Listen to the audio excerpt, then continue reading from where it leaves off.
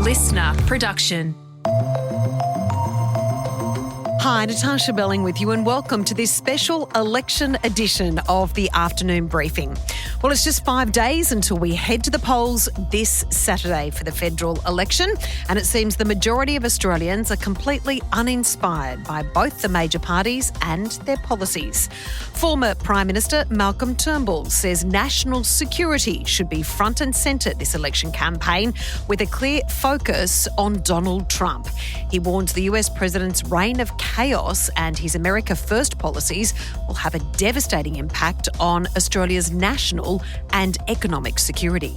Mr. Turnbull, thanks so much for joining us. 5 sleeps until Australians head to the polls. How are you rating both sides? But the election's so exciting. How can anyone sleep? I mean, this is such a nail-biting and there's such inspiring oratory from their leaders. No one could sleep, surely. They're just lapping it up constantly. Interesting you mentioned that. I did see our former Prime Minister John Howard quoted over the weekend saying that he had great relationships with previous Liberal Prime Ministers and leaders and also Labor leaders, but had inferred that he believes the current Prime Minister, Mr Albanese, is completely out of his depth. Would you agree with that? Well, I would respond to that with that great line of Christine Keeler. He would say that, wouldn't he? And... I mean, John's out there stumping for the Liberal Party, so I think what he says about Albanese has got to be taken with a grain of salt. No, I don't know. I mean, you may not agree with Albanese, but he hasn't failed in the role of Prime Minister. You mightn't like his policies, or you mightn't like him. But no, I don't agree with John on that. Things said at Liberal Party rallies or Labor Party rallies should always be taken with a grain of salt, because they're basically intended for the enthusiasts who are sitting in the room. In regards to the general consensus right now, Mr Turnbull, it seems that the latest polls show a number of Australians are still undecided or will, for the first time ever, vote for independents, Teals, the Greens, whatever that may be. Do you think, and I even saw someone quoted yesterday talking about both Mr Albanese and Mr Dutton, it is the devil you know and the devil you don't. Do you think that is reflective that Australians are completely uninspired right now and there's not a lot of difference between the two parties and the two leaders? Oh, look, I think there's quite a lot of difference between the two leaders and the two parties, but I'd agree with you that people are uninspired. I mean, neither of the leaders have, risen to inspiring feats of oratory. I mean, the good question would be, did I ever do that? Probably not. But I think most people agree it's been a pretty dull campaign. Today, there is a new development on Welcome to Country, which was raised in the 7 News leaders debate last night.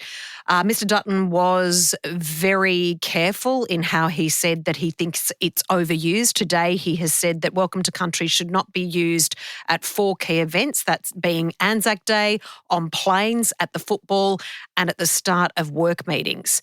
Mr Albanese was very careful to dance around the whole debate. What are your thoughts on Welcome to Country? Well, look, I think it's a matter for each organisation. If you want to invite an Aboriginal elder to come and do a welcome to country at an event you're holding, then that's fine. If you want to do an acknowledgement of country, that's fine. If you don't, that's also fine. It's not compulsory, you know what I mean? And this is part of the problem that this is culture war stuff. And really, if you're, flying on Qantas and you are irked by Qantas acknowledging the Aboriginal name of a city that you're landing in, take it up with them or fly on another airline. There are so many big issues, Natasha. I mean, I was being a bit jovial earlier when I was talking about the campaign being so inspiring or uninspiring. I mean, the problem with the campaign is not whether that it's uninspiring. The problem with it is that it isn't addressing the big issues, enough of the big issues that we're facing. It's like the biggest story is Peter Dutton doesn't know what the price of a carton of eggs is. Well, okay, that should be literally one line in a column. The real issue is, how are we going to deal with the trade war that Donald Trump is inflicting on the world?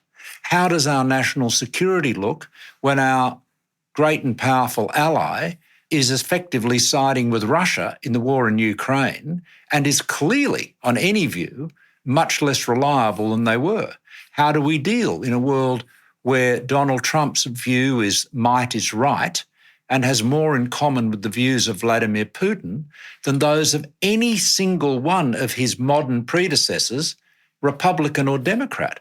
I mean, that's why I held a conference in Canberra a month ago to discuss all of these issues, because I was frustrated with the fact that both sides of politics, at least the big parties anyway, were ignoring them.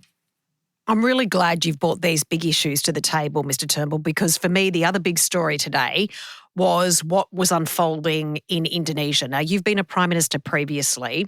Mr. Albanese came out and said he danced around the whole issue, whether the federal government knew that there were plans by Russia to set up bases in Indonesia. He danced around the issue. It's come out that the federal government did know about this way before the election. How should it have been handled from Mr. Albanese's point of view? And is this something we should really be concerned about with Russia on our doorstep? Well, it would be a matter of real concern if Russia were to set up a base in Indonesia. But the Indonesians have made it very clear that that just isn't going to happen. And I would be astonished if Indonesians took a different approach. Now, the question, and I think there's been a lot of naivety in the media about this, particularly that part of the media that wants to attack Albanese. Let's assume Albanese had heard that the Russians had been raising the possibility of this with the Indonesian government. He would have heard that from intelligence sources, okay? And the last thing he would ever want to do is acknowledge that he had heard it. Because of the immediate, like if Albanese were to say, I knew about this months ago, the immediate question would be, oh, how did you know? And then people in Indonesia would start saying, who's been talking to the Australians? Who are they listening on to?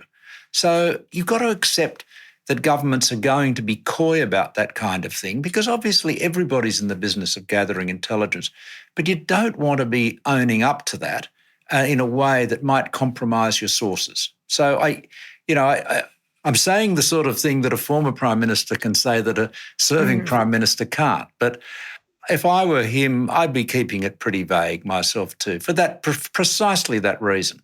Mr. Turnbull, like Russia, the changing power dynamics on the international stage right now, not only do we have to be concerned about Russia, but also China.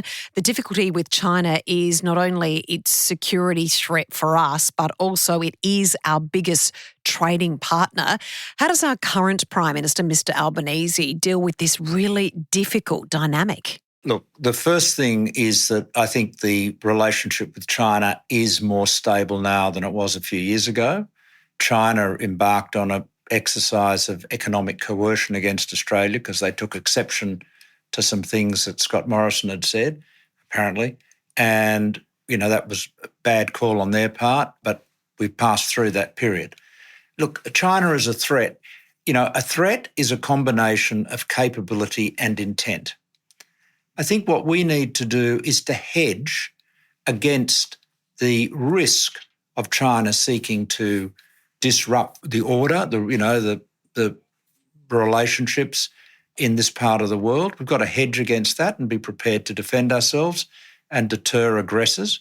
But I don't think we need to be getting this into a stage of high anxiety. I mean, my concern about our defence is that over the last 4 or 5 years, we have become vastly more dependent on the United States, our ally, at a time when the United States was becoming less dependable. And now with the arrival of Donald Trump, that problem has been exacerbated.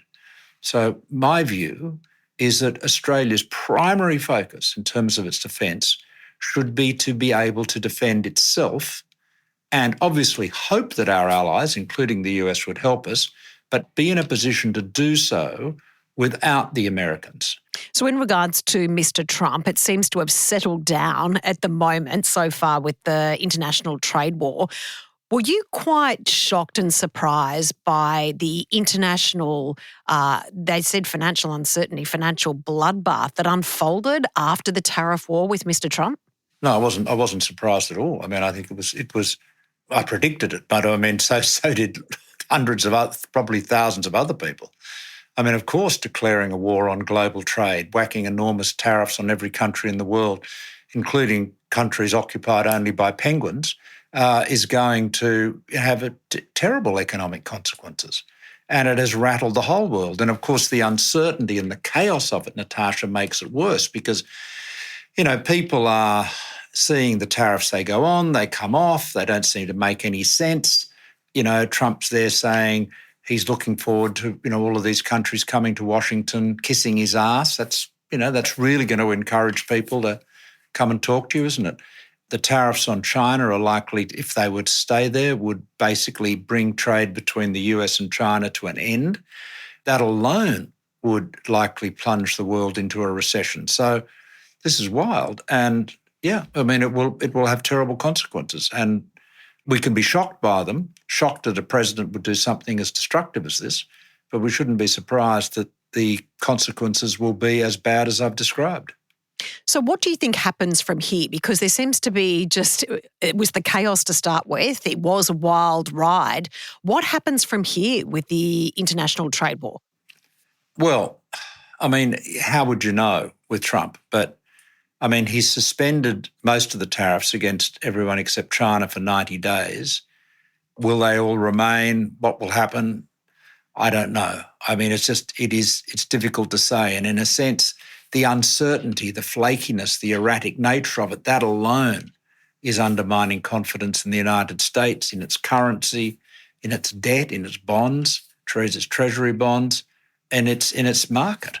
But if, trade between China and the US comes to a halt, and that's kind of where it is at the moment, then the consequences will be very bad. I mean, look, from our point of view, the 10% tariffs are bearable. And we could live with that. We shouldn't have them because the Americans have a great free trade agreement with us. It's utterly wrong of them to impose tariffs on us.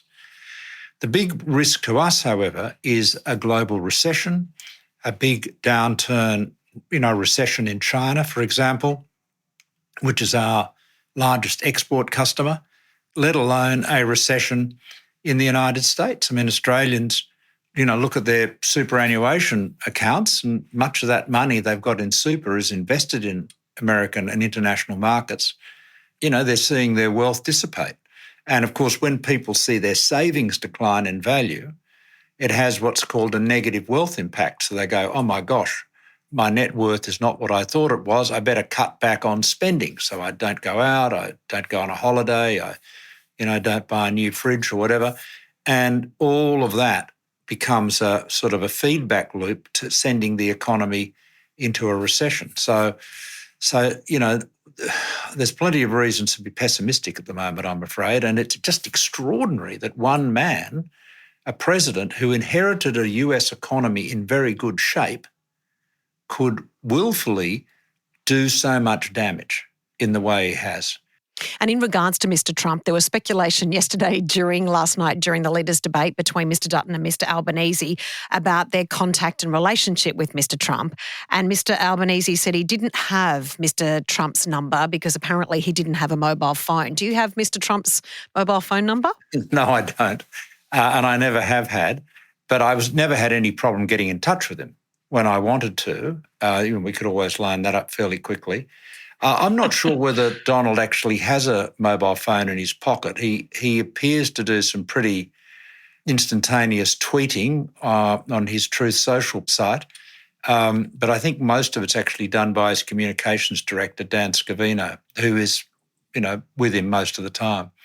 I'm not sure that actually having Donald's cell phone number and him having yours would be something that you'd want, actually, as the Prime Minister of Australia. I think it's probably better to have a slightly more formal relationship.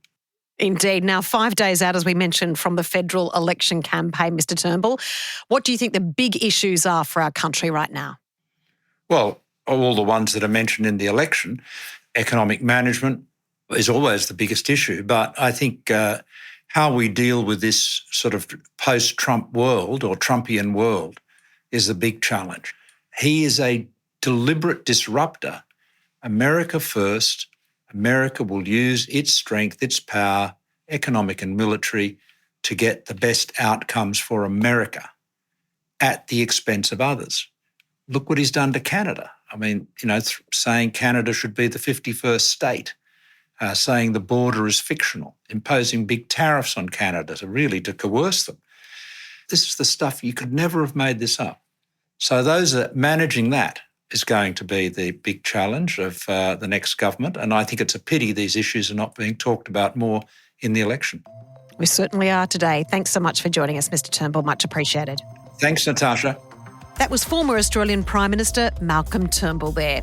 And that's it for this episode of the afternoon edition of The Briefing.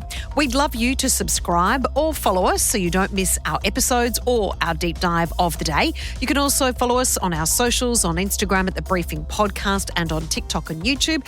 You just need to search Listener Newsroom. That's spelled LISTNR. And we'll be back in your feed tomorrow morning at 6 a.m. I'm Natarsha Belling. Thanks for your company. See you then.